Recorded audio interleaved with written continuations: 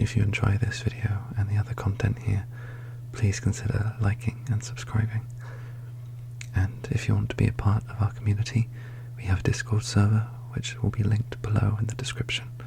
But without further ado, sit back, take a deep breath, and relax. And I hope you enjoy the video.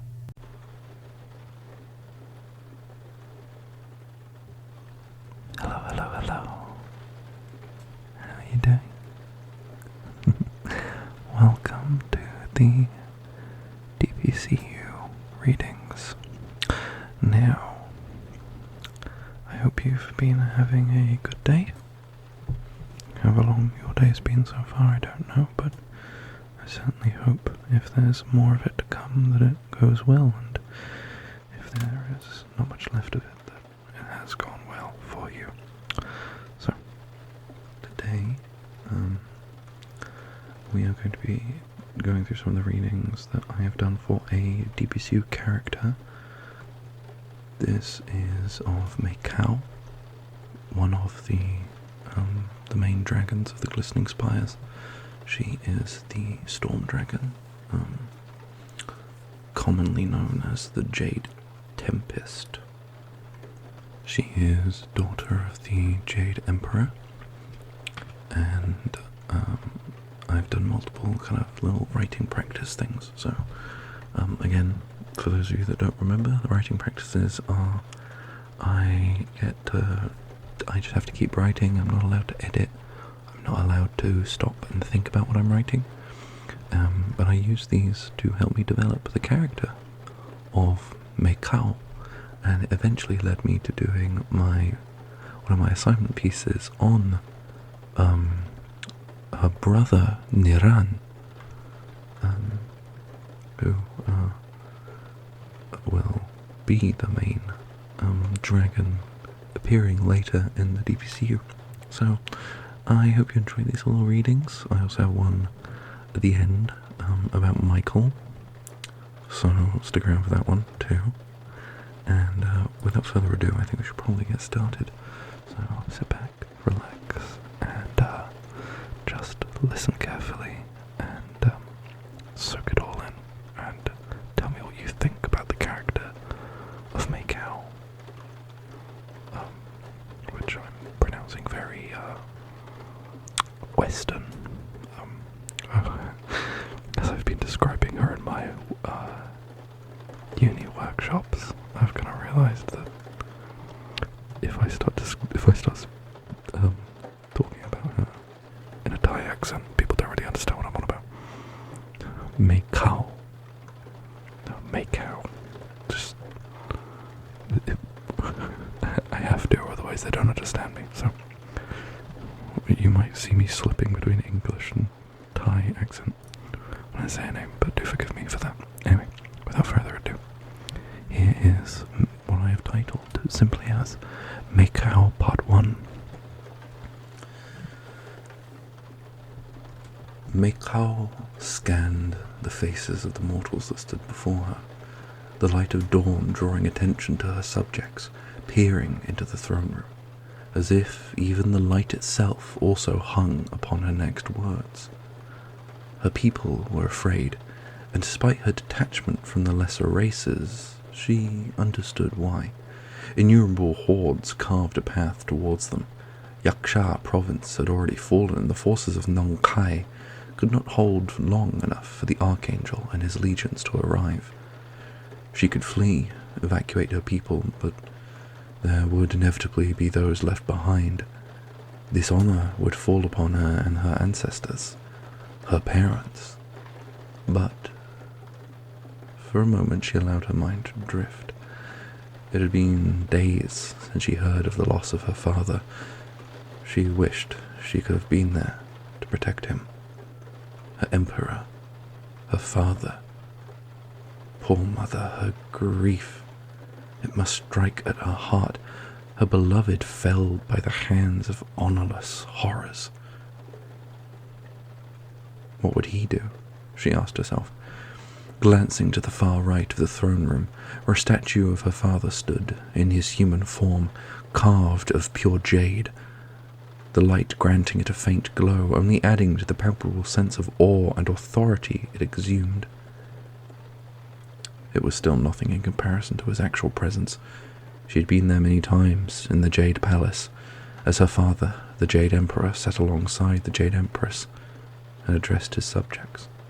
He was magnificent, a beacon of all those of the glistening spires aspired to be. An era ended with his loss.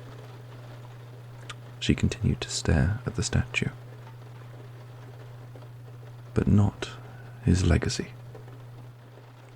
She was Mae-Khao, daughter of the Jade Emperor, Empress of Storms, the Jade Tempest. If Nong-Kai is to fall, then she shall fall with it.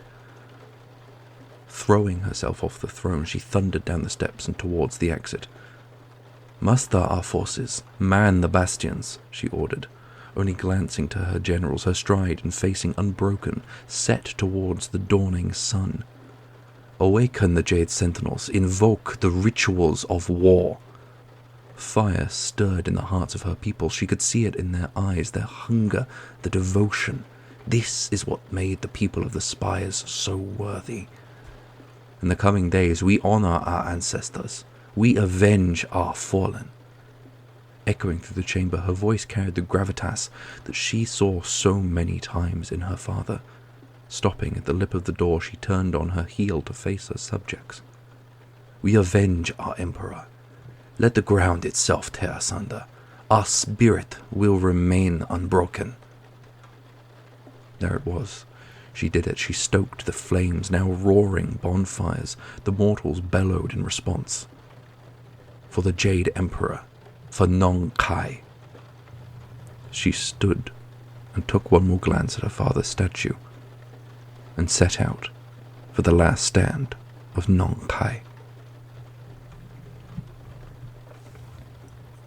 So, this piece is, in case you couldn't tell, set during the War in Heaven, the original War in Heaven, not War in Heaven 2 Electric Boogaloo.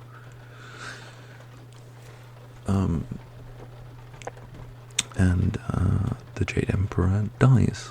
This is actual canon. The Jade Emperor dies during the War in Heaven, and his son, Neran, the eldest of his two children, takes the throne, which is what my final assignment piece ends up being about. Although my final assignment piece isn't technically canonically accurate, because I take the dragons from the current, like the present time in the DPCU, and I use them as the dragons of the Emperor's court, which doesn't make sense because most of them aren't born yet. So, you know. But anyway, that is Mae-Khao Part 1 done. Moving on to Mae-Khao Part 2. This includes a slight introduction, which will be further made into detail in Part 3, of a new character, one created by my dearest sibling, not by blood. We are found family, as they say. My dearest sibling, Lightspeed, who made a like an OC, and said OC is now being worked into the canon. It won't be the same way that 100% the same way that they've created, but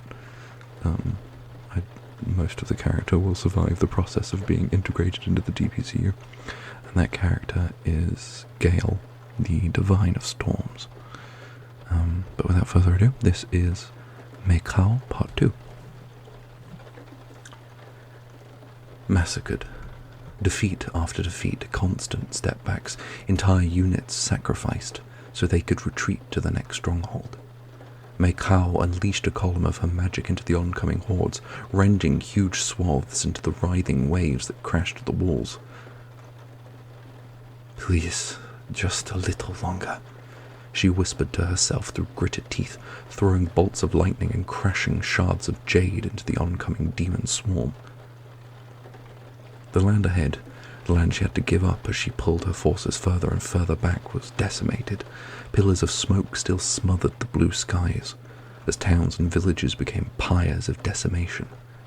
The beautiful pinks and reds of the glistening spire's fauna withered and died, leaving behind sweeping patches of grey, chaos magic beginning to seep into the very ground itself, poisoning the world one blade of grass at a time. Mae-Khao knew there wasn't much time left.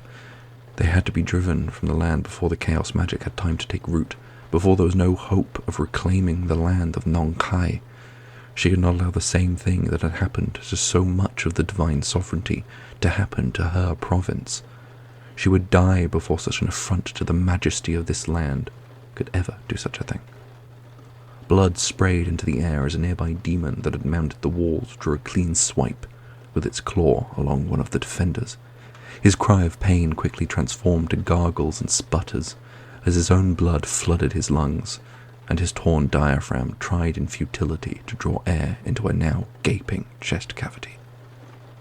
Raising a hand with wrathful purpose, Mae-Khao unleashed a singular shard of jade from her palm, drawing on the powers bestowed to her by her nature as daughter of the Jade Emperor.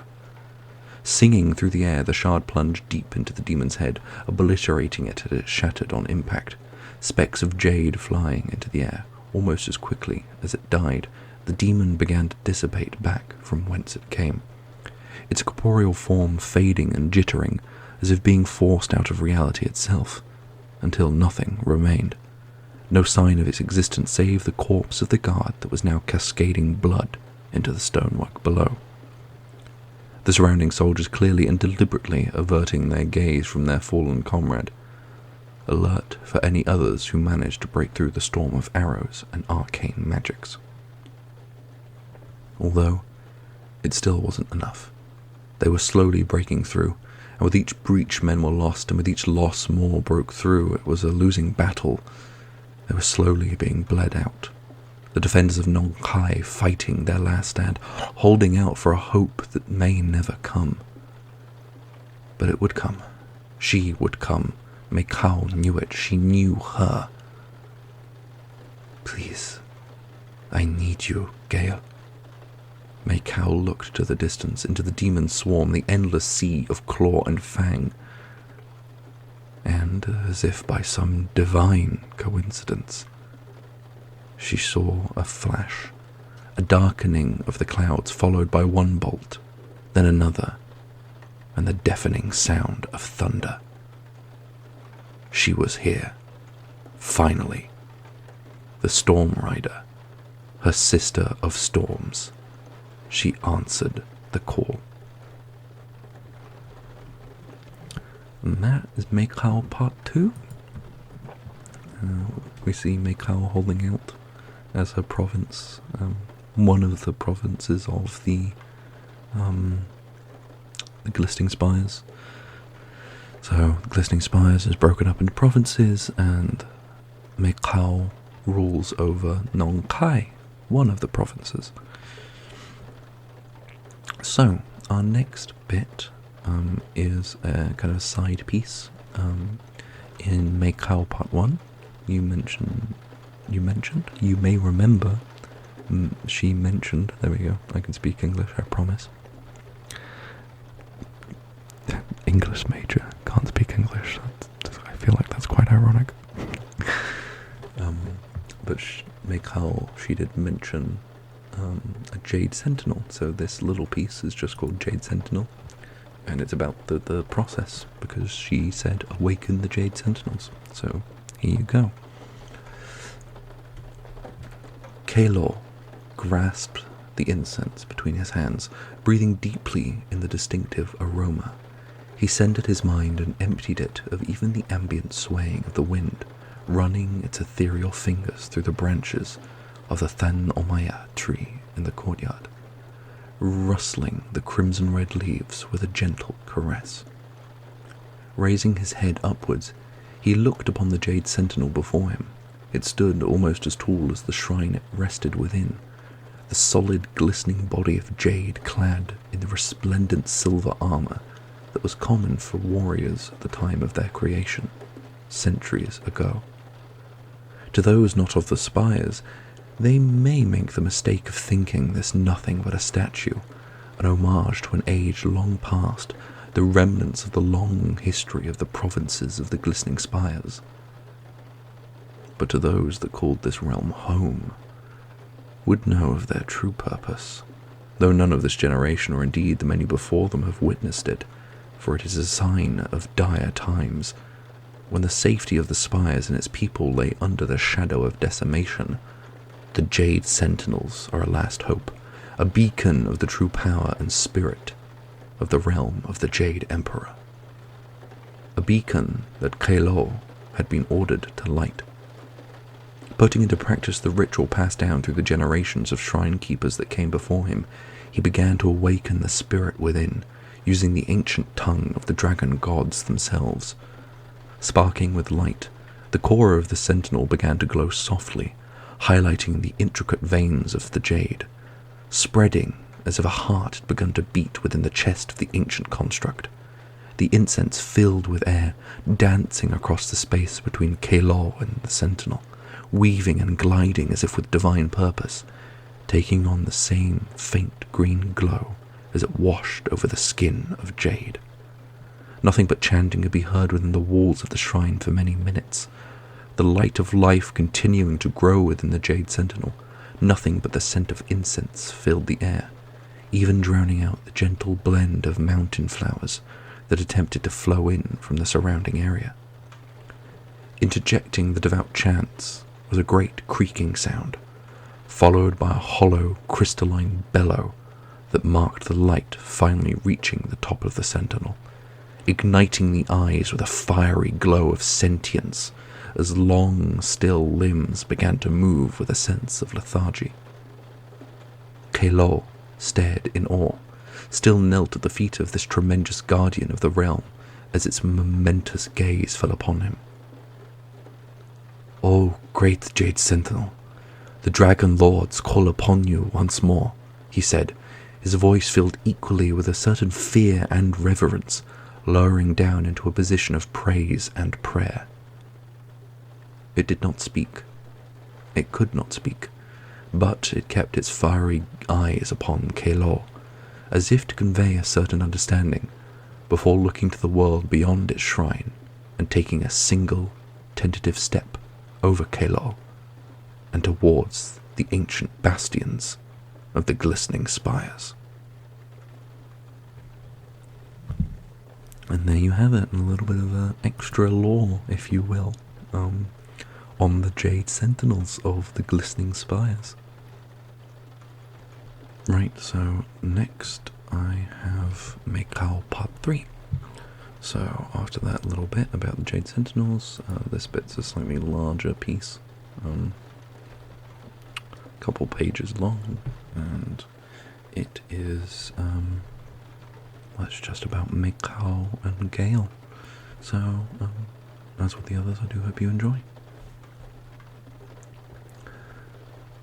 "I was beginning to think you weren't coming," Mae-Khao remarked, hiding her exhaustion behind a stoic stiffening of her posture, her jet-black hair still held tightly by the simple jade hairpiece, despite the weeks of endless fighting.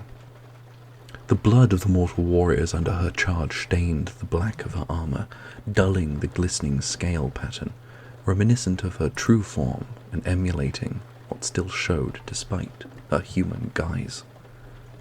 Abigail placed her hands on her hips and tilted her head slightly, the curls of her copper-red hair bouncing lightly with her movements, streaks of lightning still dissipating as the glow of her cerulean eyes faded. "Oh, please, you know I mobilized an entire legion as soon as I got your letter." Her tone was playful as ever, despite the endless tragedies she faced. Mae-Khao couldn't help but let a smile escape her stoic facade, even if it was for but a moment.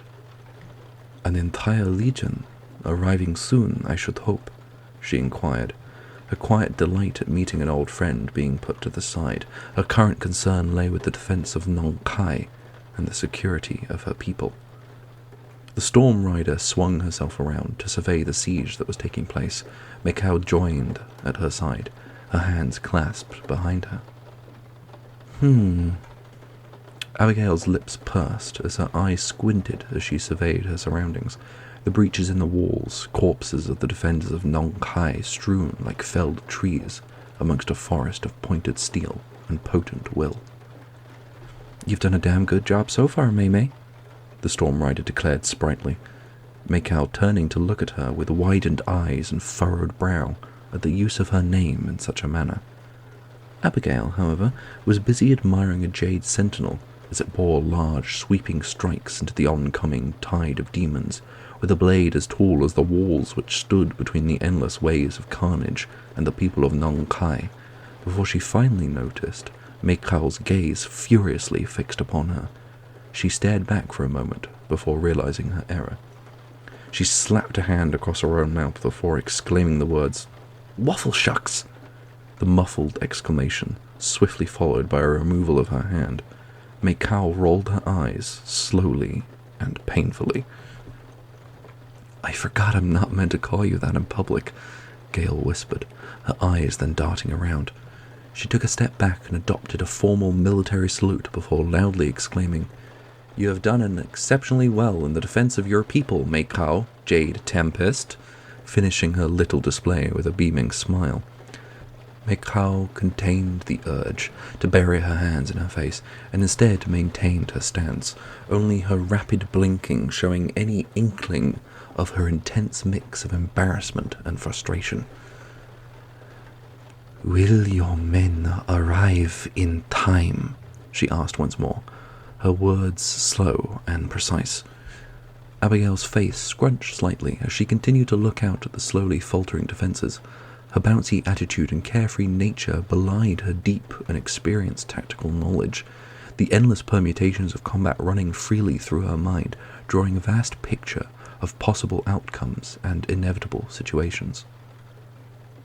"No, the walls won't hold long enough, and once they gain control of that ridge there, our backlines will be exposed. We need 3 days. Right now, we have about 1. Demons don't need rest. Your men do," she finally declared. Her assessment was sound and succinct, Gale's usual tone gone, replaced with that of Abigail Vetra Tilizian, General of the 6th Legion of the Grand Army of the Divine Sovereignty. It was in this great dichotomy of her attitude that lay one of her greatest strengths, the simple fact that so many a foe had made the fatal mistake of presuming her incompetent, or perhaps even weak. The truth was far from this misconception. In fact, it was Abigail herself that had tutored Mae-Khao on the ways of storm magic. Without her, the title of Jade Tempest would never have been gained. "So, what would you suggest we do, Sister of Storms?" asked the ruler of Nong Khai, turning her gaze towards the aforementioned ridge, noting the shattered form of a jade sentinel slumped against an ancient tree almost as old as Mae-Khao herself. General Vetra saw the warrior that hid behind the deep jade of Mae-Khao's eyes and waited for her gaze to meet hers. "Why, we buy some time, of course," she replied, her general's demeanour dropping as quickly as it came as another wide smile drew itself across her face. This time Mae-Khao did not attempt to suppress her feelings, a small smile forming on her lips as she drew in for a hasty embrace, one which Gale accepted wholeheartedly, wrapping her arms round the fatigued ruler, their heads nestled gently upon each other's shoulders. "I was beginning to lose hope after..." Mae-Khao hesitated. She could not bring herself to even speak of her father's fate. "I know, Mae-Mae. We all feel the loss of the Jade Emperor. Your father was an honorable ruler," Gale whispered softly in response. "I am glad you are here," Mae-Khao said, her eyes closed as she held on tightly. I'm glad I came, her sister of storms replied. The but seconds-long embrace ended as quickly as it started. They resumed their stiff and stoic postures, but their faces still speaking 100 more words between them. Well, how about we go out there and show these fluffernuggets just why we're called the Sisters of the Storm?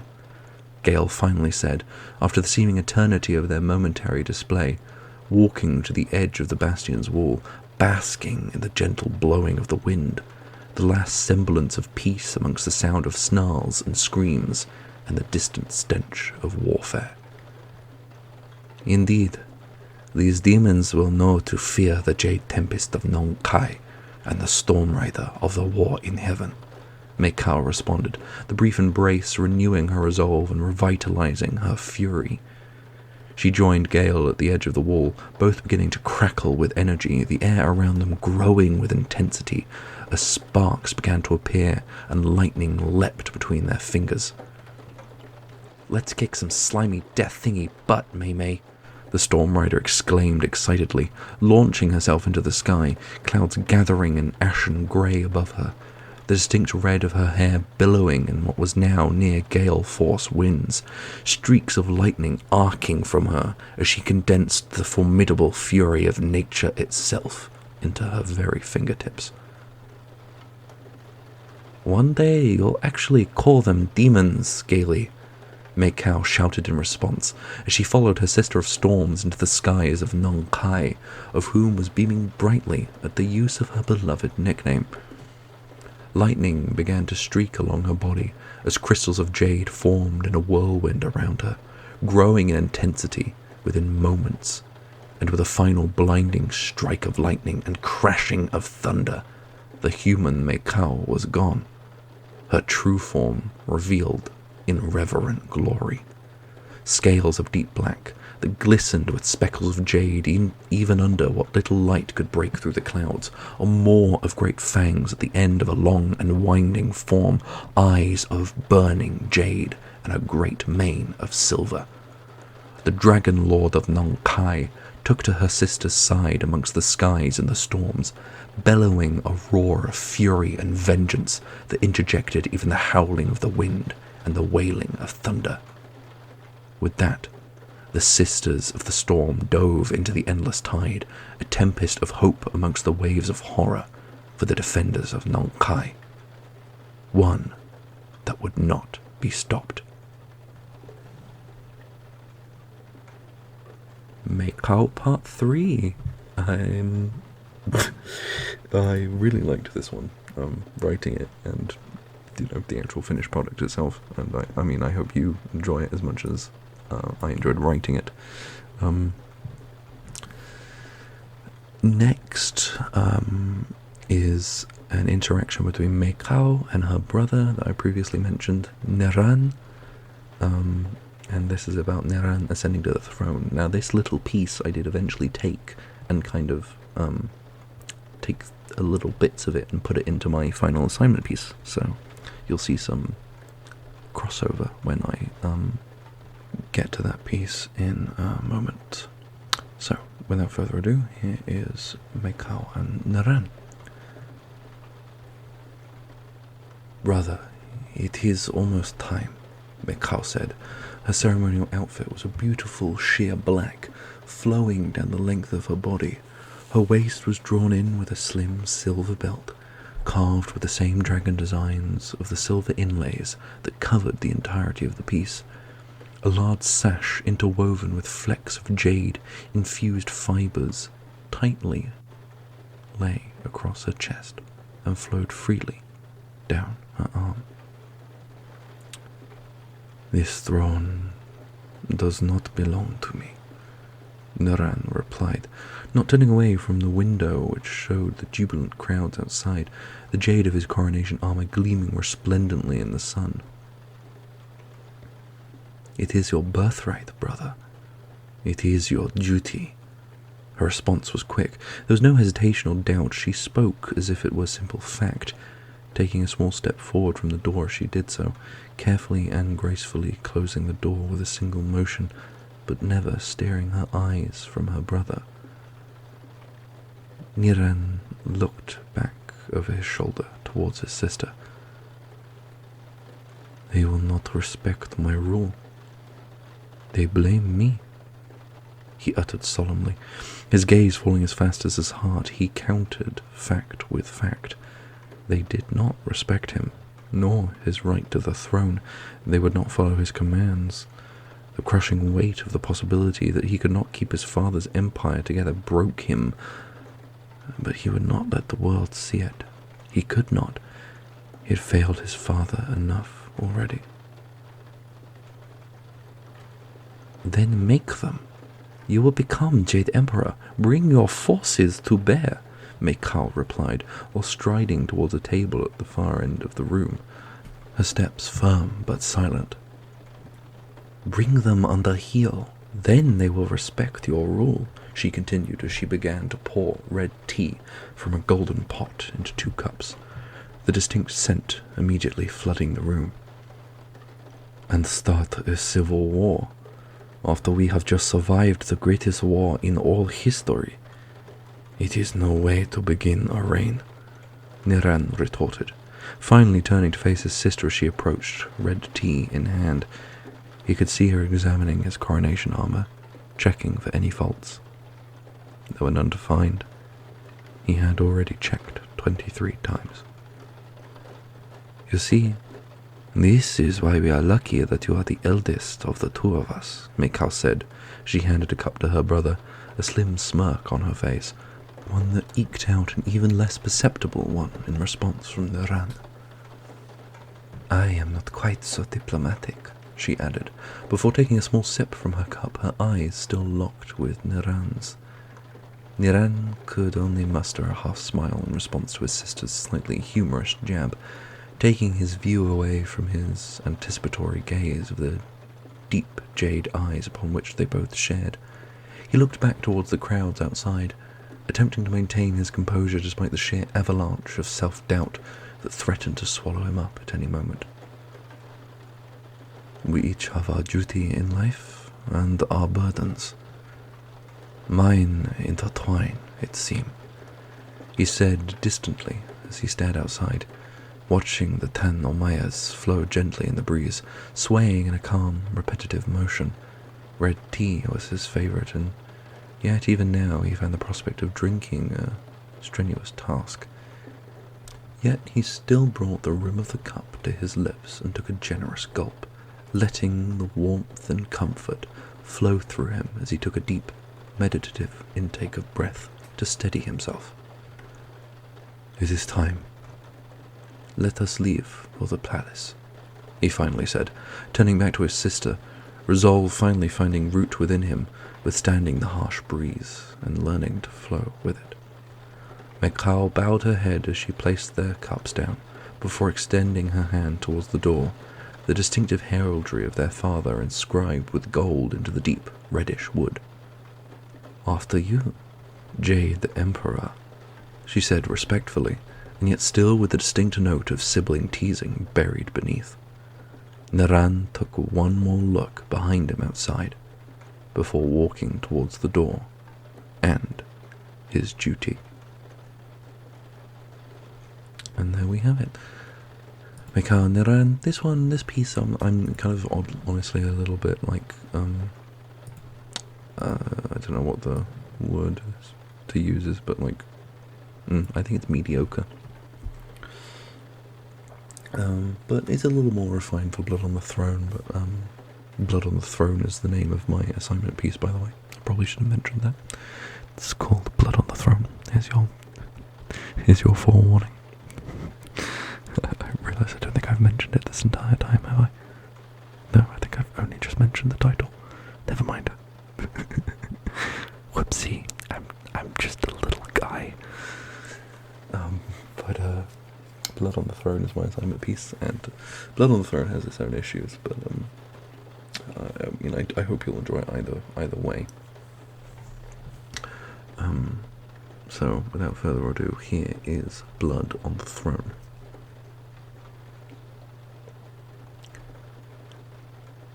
You do not deserve this throne. The crowd, the cheering, the noise, deafening and undeserved. I cannot face them. I cannot. It's too much undeserving. The other lords think I am undeserving.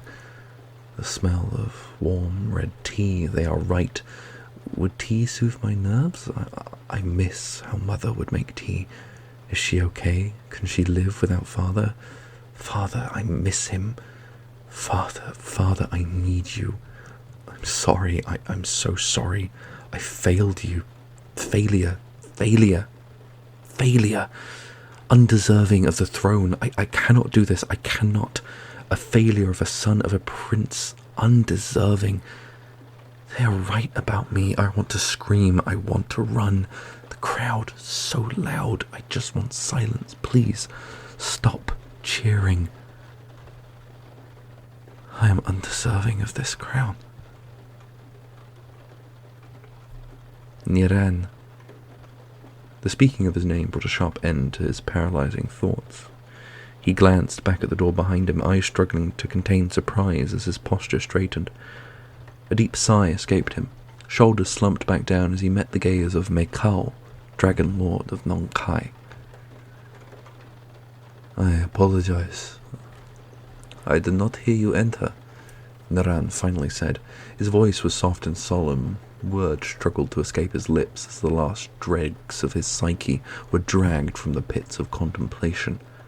Turning back to the view outside the window, staring intently at the Tannomaya trees that lined the streets, watching as scarlet leaves were picked up by the wind, carried gently across a cerulean sky. Do not look at me. Do not see my weakness. It is almost time, Mae-Khao said, her sheer black ceremonial outfit flowing down the length of her body, her waist drawn in with a slim silver belt, carved with intricate dragon iconography. A large sash interwoven with flecks of jade-infused fibers lay tightly across her chest and flowed freely down her arm. Would she understand? Do I tell her? No. This is your burden, your burden. Stop this, mine. Why must I be so weak? I can still smell red tea. I want its warmth. I need help. Please. No, weakness. You are being weak. Help me, sister. This throne does not belong to me, Naran finally replied, not turning away from the window, which showed the jubilant crowds outside, the jade of his coronation armor gleaming in the sun. It is your birthright. Her response was quick.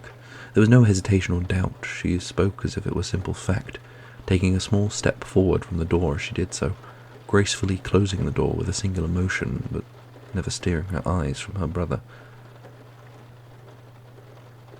They will not respect my rule. They blame me, he uttered solemnly, his gaze falling as fast as his heart. They are right to think this. Am I saying too much? Even I do not respect my right to the throne. Will I ever be even half the emperor father was? The people already love me. Blind devotion. Father's empire. I can't keep it together. Failure. Then make them. You will become Jade Emperor, Mae-Khao replied while striding towards a table at the far end of the room. Bring them under heel. Then they will respect your rule. She continued as she began to pour red tea from a golden pot into 2 cups, the distinct earthly and floral scent immediately flooding the room.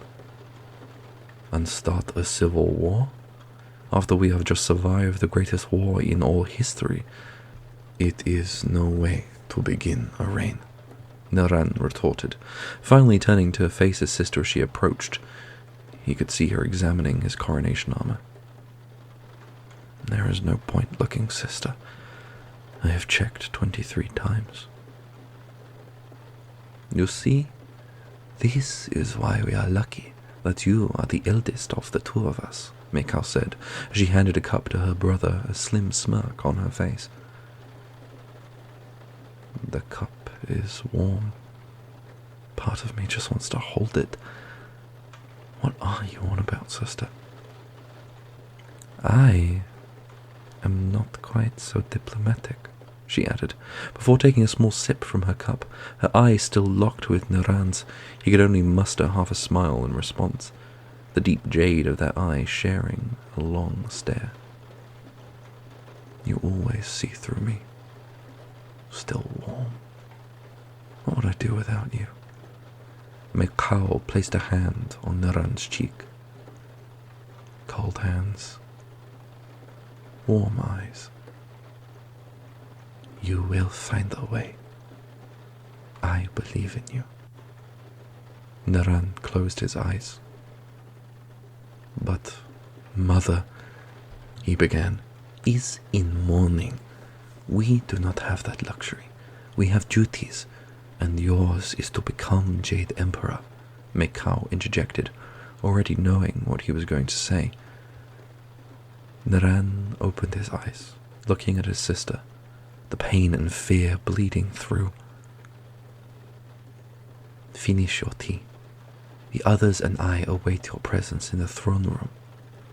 Jade Emperor, she continued, the words spoken with respect, and yet the distinct note of sibling teasing could still be heard in the last words. Thank you, sister. Naran inhaled deeply, his chest filling with all the confidence he could summon. The fellow dragon lords of the spires stood at the foot of the jade throne, all casting their gaze upon him. The magnificence of the throne radiated power and resplendence, overshadowing even the dragon lords and the unnaturally large statures of their human guises. As he approached, he scanned across the lords. Rochana's eyes were as kind as ever. Naran knew he had the support of the diseased dragon. She was always so kind, and never placed any blame upon him. With each step, he could feel the tiny vibrations Sano was sending through the room, feeling the space around her, the blank, expressionless face and pearl-white eyes of the sound dragon followed him slowly. Naran's brow furrowed slightly, as he felt Kamon trying to subtly probe his mind. He flooded his surface conscience with the feeling of frustration, praying it would mask the suffocating anxiety. Reaching the jade throne, Naran locked eyes with Kem-King, the fury of the steel dragon striking at him with a piercing gaze. He hated Naran, but Naran knew that. Sitting down in his father's throne, Naran looked at the lords of the spires, his eyes eventually reaching his sister, lingering for a second longer than the rest. Greetings, Jade Emperor, Rochana said warmly. Allow me to be the first to recognize your authority and swear allegiance, she continued as she knelt to the ground. Mae-Khao did the same, rising again soon after. Naran unconsciously imitated his father. I accept your fealty with the honor it deserves. You do not deserve our fealty. Kim-Kang stepped forward, eyes locked with Naran's. Rochana began, before being sharply interjected. You are a fool if you think me wrong. Look at him. He reeks of weakness, his voice booming and growling. Silence your tongue, Mae-Khao jabbed, turning to the dissenter, hands curling to fists. It appears I am not the only one who is hesitant to swear fealty, Kamon interjected, still prying into Naran's psyche. He is not worthy. We need a strong leader. Kim-Kang took another step forward. Move closer and I will kill you. The air around Mae-Khao began to crackle. Your subject rebels. Why do you not put him in his place? Sano asked, her vibrations intensifying. He is why our emperor is dead, Mae-Khao declared furiously, but before he could continue, he was flung from the throne by a bolt of lightning. Mae-Khao stood in front of Neran, streaks of lightning arcing around her. "You dare insult your emperor?" Mae-Khao rose to his feet. "He is weak. Do not let your attachment to him blind you from this." "I sense confidence in your actions, Mae-Khao. All I sense from your brother is fear," Khamon added. Neran's gut turned as the realization he had stopped masking his surface consciousness hit him. "No." Mae-Khao's voice was audibly shaken. "Perhaps there is validity to these claims. A lord dissents and our would-be emperor hides behind his sister," Sano added. "Please, this is not the time to be divided." Rochana's tone conveyed her pain. Neran stared blankly at the statue of his father standing in the distance, the din of the arguing fading, his eyes eventually drifting down to meet his sister's, who was glancing back at him. She was afraid. "I will not fail you too." "Enough!"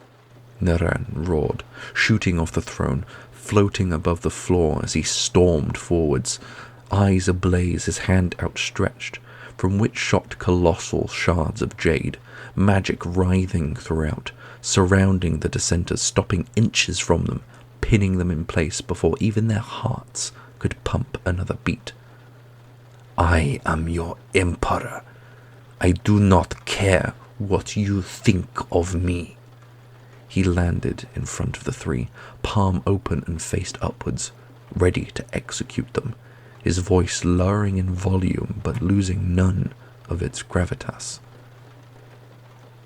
"I do not need you to approve of me." He stared Mae-Khao in the eye. "I need you to bend the knee." Seconds of silence passed before the three knelt, swearing their loyalty. Neran said nothing, only turning and walking back to his throne, stopping in front of Mae-Khao. "Storm Dragon, prepare the mortals below for my arrival." "With pleasure, Jade Emperor," she responded, a smile drawn across her lips. He looked at her, the corners of his mouth curling slightly. "I will do you proud, Father."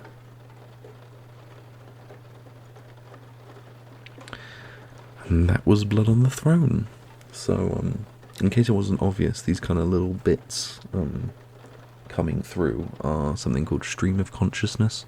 With these assignments we have to include certain techniques, and one of the ones I had to try and include was stream of consciousness. So, these are Neran's inner thoughts going in between. On the actual page it's a lot more obvious because they're formatted differently, but I don't know if listening to it if it's different. So I don't know what the experience was like for you listening to it through just this microphone rather than reading it yourself and seeing for yourself how the words on the page are reflected audibly instead. And I think that's something very interesting as someone who really likes the audible medium, obviously. I guess that wasn't obvious. So this would be really interesting to see what you think. I have a feeling that most people would probably be confused by the stream of consciousness thing. It's not something I really like to use, and I don't think I've ever really used it again since. But it's interesting to experiment with it. So that was Blood on the Throne with the stream of consciousness.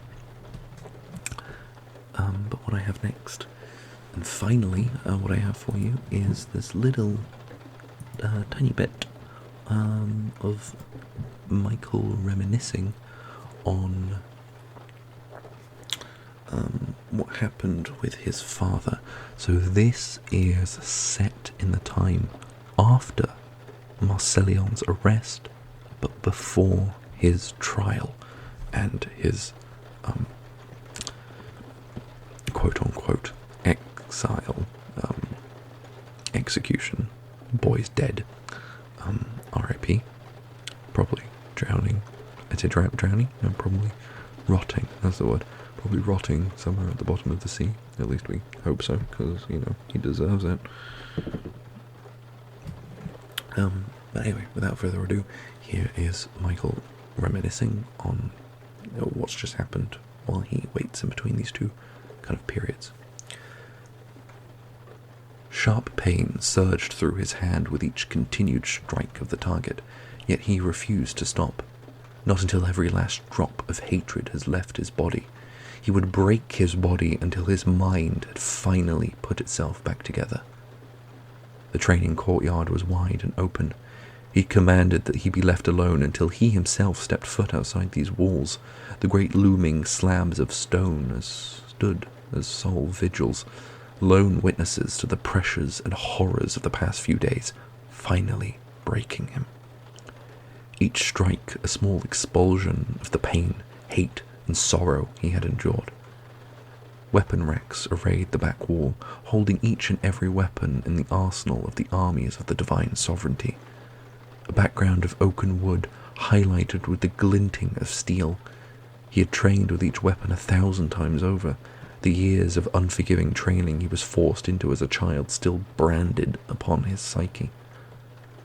The sun still burned bright, as the rays of its unforgiving fury bore down heavily on his bare back, his muscles visibly tense, barely relaxing between each strike. Broad shoulders shuddered as fist met target. His chest was tight, his back rippled with muscles that seemed to coil with a visible hatred. Sweat dripped from his skin like tears in the rain, the sadness hidden to all but those who shed them. Hair had been swept back, damp with sweat. Individual strands of dark blonde rose and fell with each strike, sweeping along a deeply furrowed brow. Eyes like burnt umber, welled with tears that mixed with the running sweat as they streamed down the warm beige of his cheeks. Staring at the target but not looking, focused elsewhere, looking inward towards his own grief, and looking backwards, unable to get the ravenous claws of the sight of that day out of his head, his eyes giving a glimpse into the whirlpool of suffering he'd endured in silent resilience, and one he endured out of necessity. He wished he could let it all go. He wished he could take just one moment to let the walls down. His heart was screaming, and his body begged to stop. Yet he continued. He had already wrapped his knuckles, but they still continued to bleed. He cared not, though. The pain was nothing. After all, he still bore the deep wine-red bruises and yet healed slashes of blade against skin. Whilst his body lay in the moment, fist striking polished, battered wood in rapid, unending flurries, his mind still lay in the past, steeped in the events of that day. That accursed day. The mounds of rubble scattered across the floor, the custodian buried underneath. The more he thought of it, the more his mind was cast into the depths of his memories. His hands grew red with blood as he continued his assault, with each strike another flash of that day. Thud. His brothers cowering behind a far pillar, sobbing in silent terror. Thud. The custodian looking up at him, blood streaming from an open wound, a cascade of crimson over a determined face. Thud. His father stood there, at the foot of the altar, blade in hand, backlit by the arcane energy streaming through the antediluvian device that held the power he craved. Thud. The look in his father's eyes, the rage of a lost man, and the regret of one who was on the cusp of realizing just how far he had gone. Thud. His mother, led at his father's feet, the stream of blood that tainted the pure white of her clothes. The tears welled in her eyes. Thud. Father, what have you done? It was inescapable.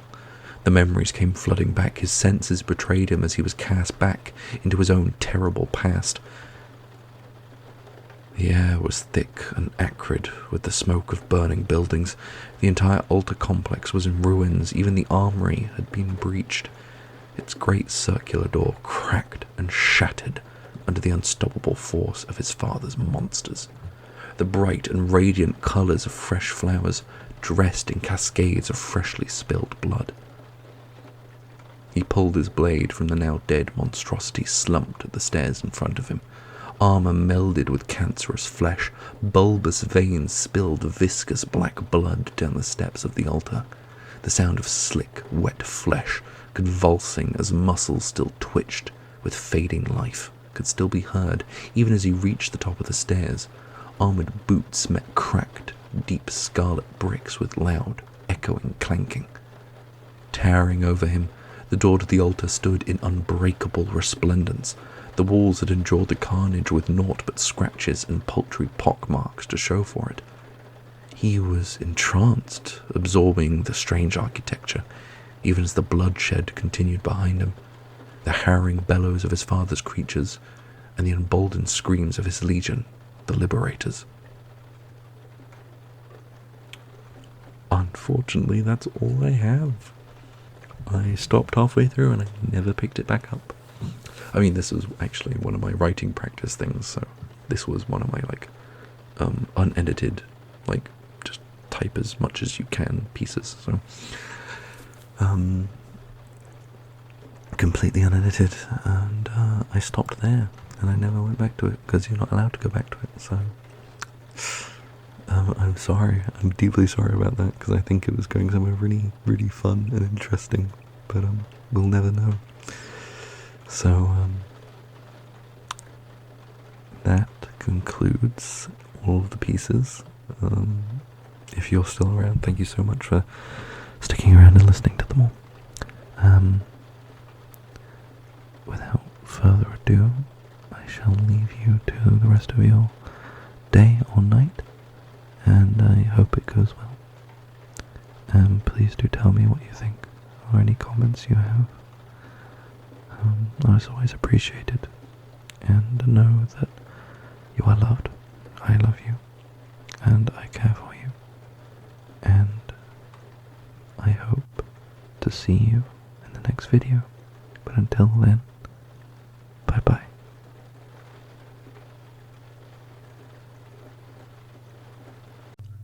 Hey there, thank you for watching this video, but just before it ends, I'd like to take this chance to thank all my disciples of Jesus Christ patrons. If you'd also like to support me, you can check the links below. But until the next time, take care of yourself, have a good day or night, and I'll see you in the next video.